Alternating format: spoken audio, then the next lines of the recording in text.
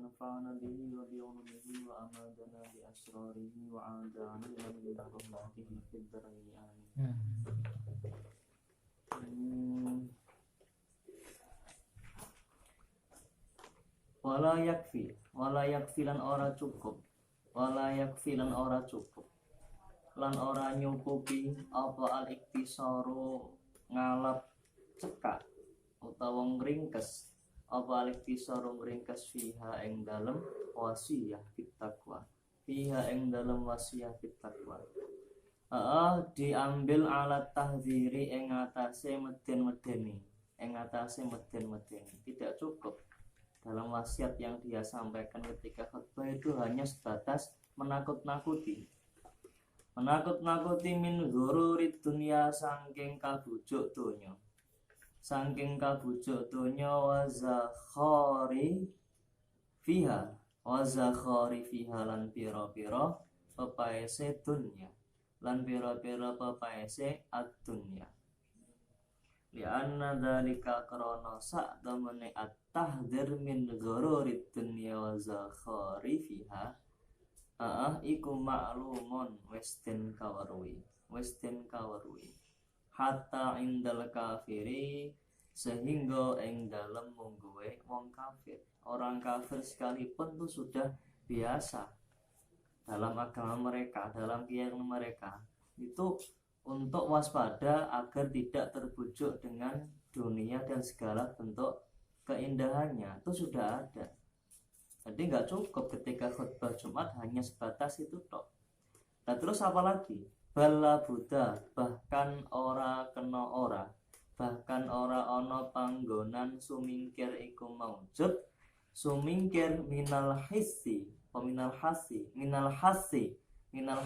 saking gegerei, saking dorong, minal hasi saking menganjurkan ala taati ing atase manut maring perintah Gusti Allah, awil man'i utawa nyegah anil maksiati saking maksiat. Nah, terus kalau nggak cukup, yang cukup apa? Ya tahdriyah, kemudian ditambah lagi al-hassu ala taati awil man'i minal anil maksiati. Anjuran atau semangat dorongan agar mengerjakan takwa, mengerjakan perintahnya Allah dan menjauhi larangannya Allah. Itu dalam wasiat itu harus ada dua itu. Wa tajibulan wajib apa hadhil arkanu ikilah pira-pira rukun. Asala satu kang telu iku hamdulillah, sholatu ala nabi wassalamu. Terus kemudian wasiat bit taqwa. Itu wajib fi kulli minal khutbataini, fi kullin ing dalam saben-saben suci, minal khutbataini saking khutbah loro. Kenapa kok wajib di kedua khutbah perkara tiga itu? Ittibaan krono derek tindak lampai, ittibaan krono manut ya malah kena. Ittibaan krono derek to manut li salafi maring ulama salaf, sahabat, tabi'in wal khalafi lan ulama khalaf. Rabi'u tawi kang nomor 4 iku qiraatu ayatin maca ayat suci. Meskipun satu ayat saja, cuman mufimatin kang mahamake lil ittiba'i krana derek tindak lampahe Kanjeng Nabi. Sawaon iku padha uga ayatul wa'di utawi ayat ayat janji, ayatul wa'di utawi ayat janji, ayat yang menerangkan tentang janji-janjinya Allah. Kalau orang bisa meninggalkan maksiatnya maka Allah akan hadiahi ini. Kalau mau mengerjakan sholat puasa maka Allah akan beri pahala ini. Itu janjinya Allah. Surga itu seperti ini loh ya bentuknya. Ada airnya mengalir di bawah lantainya, kelihatan dari atas. Ada bidadarinya, ada minuman khamr yang tidak pernah ada di dunia dan masih tersegel dengan rapi. Kalau dia minum, dia akan mabuk. Mabuknya itu kemana arahnya? Akan tambah cinta beribadah kepada Allah. Mabuknya khamr surga. Dan orang-orang yang akan minum khamr surga itu adalah orang-orang yang tidak pernah minum arak dunia. Kalau pernah minum arak dunia tidak akan pernah mendapatkan kenikmatan khamr yang ada di surga. Tuh janjinya Allah seperti itu misalkan. Wal wa'idi lan ancaman. Wal wa'idi lan ancaman. Ancamannya Gusti Allah. Ayat yang menjelaskan tentang ancamannya Allah. Kalau nanti orang tidak mau beriman akan masuk neraka jahanam.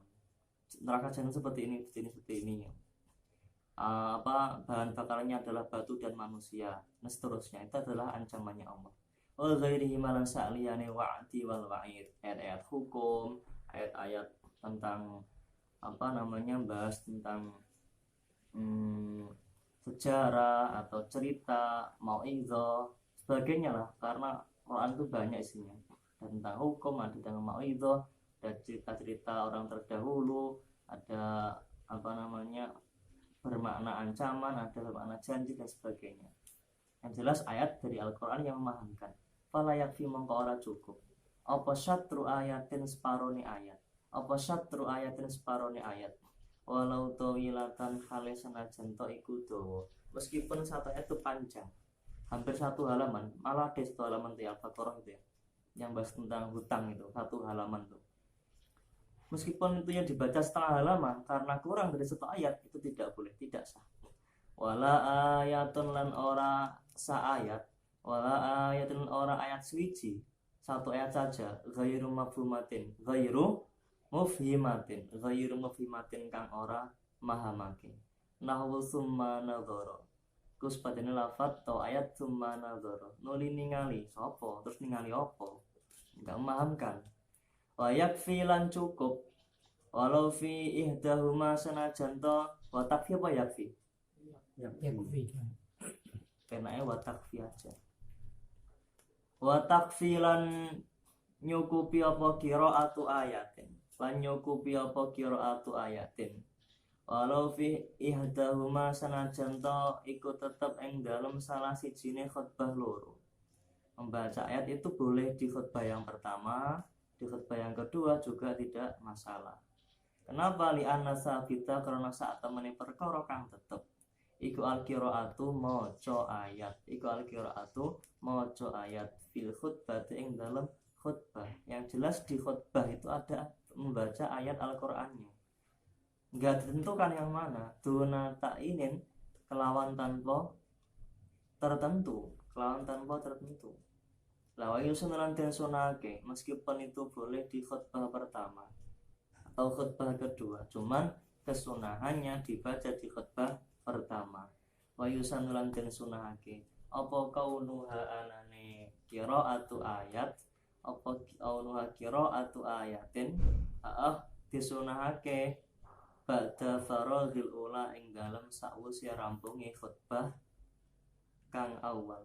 Ing dalam sakwise khutbah kang awal, ing dalam sakwise rampunge khutbah kang awal. Setelah baca hamdulillah, sholawat, kemudian wasiat takwa, baru membaca ayat. Sunahnya di situ. Qiraatu qaf lan maca surah qaf diwaca fil ula ing dalam khutbah kang awal. Kenapa kok disunahkan di khutbah yang awal pun juga dibaca surat qaf di khutbah yang awal? Baca ayat, terus ayatnya itu adalah surat Qaf. Kenapa? Karena khutbah yang kedua itu lebih khusus untuk memperbanyak doa, karena menjelang akhir-akhir khutbah, maka dengan doa lebih khusus, lebih ditentukan untuk diprioritaskan berdoa di khutbah yang kedua.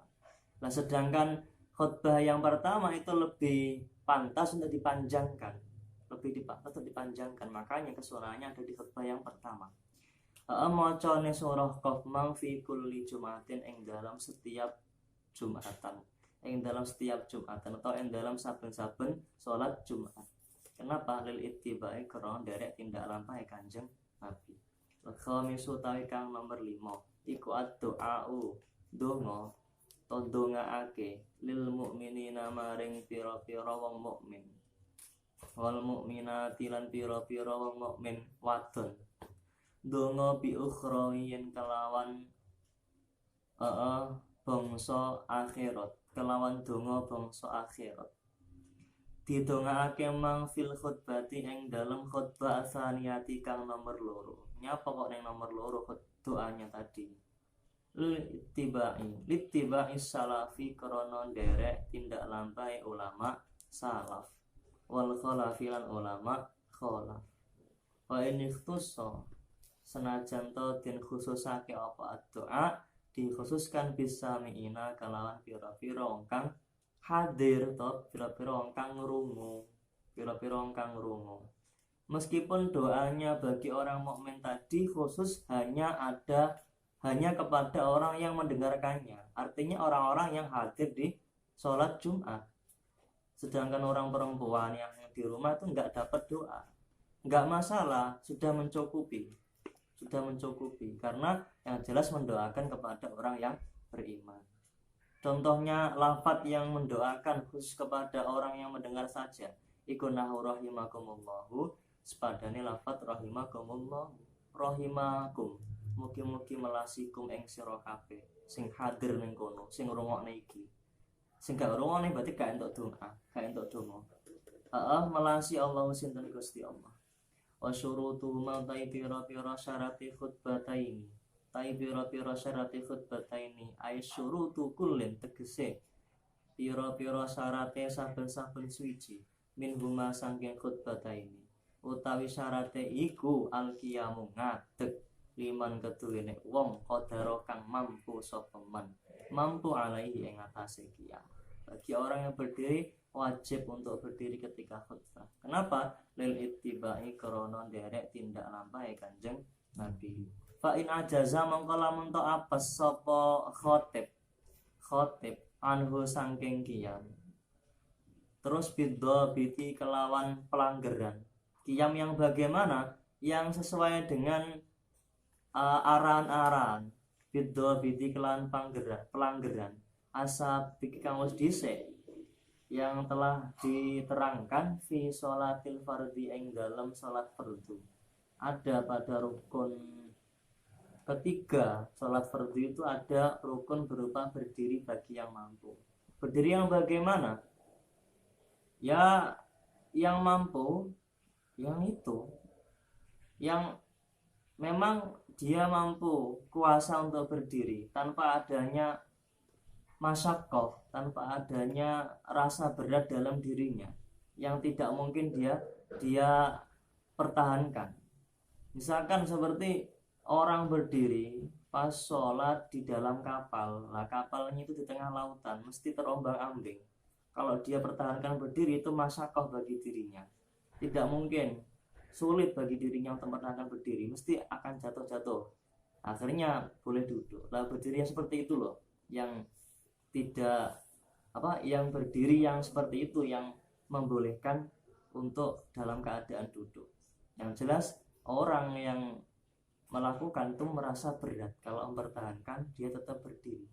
Orang sakit, misalkan yang tidak mampu untuk mempertahankan berdiri begitu lama, berat bagi dia, maka boleh duduk. Nek gak mampu ya khotbah, mongko khutbah sapa khatib. Khotbah mongko khutbah sapa khatib, qaidan hale lungguh. Fa in ajaza mongko lamun to apes sapa khatib.